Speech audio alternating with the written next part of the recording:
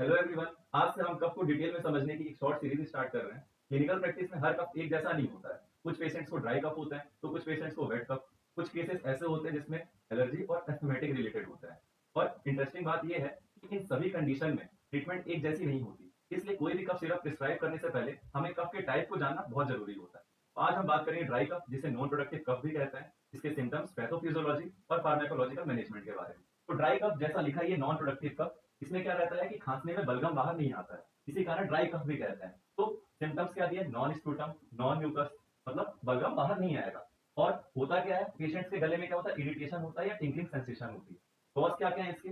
Viral infection के कारण, irritants जैसे धूल चली गई या पॉलेंस चले गए, और स्मोकिंग। तो अब हम बात करते हैं पैथोफिजियोलॉजी और फार्माकोलॉजिकल कंडीशन समझने की। तो पैथोफिजियोलॉजी इसकी ये है कि जब हमारे गले में या जिसको ड्राई कफ है उसके गले में क्या हो? इरिटेशन हो, तो उसका नर्व इम्पल्स कहाँ जाता है? सिग्मा वन रिसेप्टर में। सिग्मा वन रिसेप्टर कहाँ प्रेजेंट रहता है? सिग्मा वन रिसेप्टर हमारा प्रेजेंट रहता है मेडुला रीजन में, जिसको कफ सेंटर भी कहते हैं। तो इरिटेशन का नर्व इम्पल्स गया सिग्मा वन रिसेप्टर में। सिग्मा वन रिसेप्टर कहाँ प्रेजेंट है? हमारा मेडुला सेंटर में, क्योंकि ये आगे इम्पल्स भेजता है।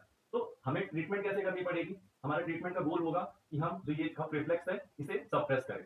तो इसी में सबसे अच्छी क्लास जिसे हम कहते हैं एंटीट्यूसिव क्लास, जिसमें हमारे ड्रग्स आता है डेक्स्ट्रोमिथोर्फिन। ये क्या करता है? ये सिग्मा वन रिसेप्टर में बाइंड करता है और आगे इंपल्स को भेजने से रोक देता है, जिससे कफ रिफ्लेक्स क्या हुआ? सप्रेस हो गया।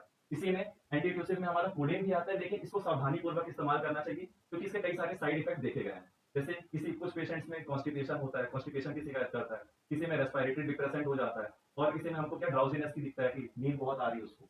तो ये सब हमारी हो गई यहाँ पास फार्माकोलॉजिकल मैनेजमेंट। कुछ इसमें एग्जाम्पल जैसे ब्रांड नेम दिए हुए हैं, बेनेड्रिल दिया हुआ है, टोरेक्स, इस नाम से हमारे मार्केट में ये मिलते हैं।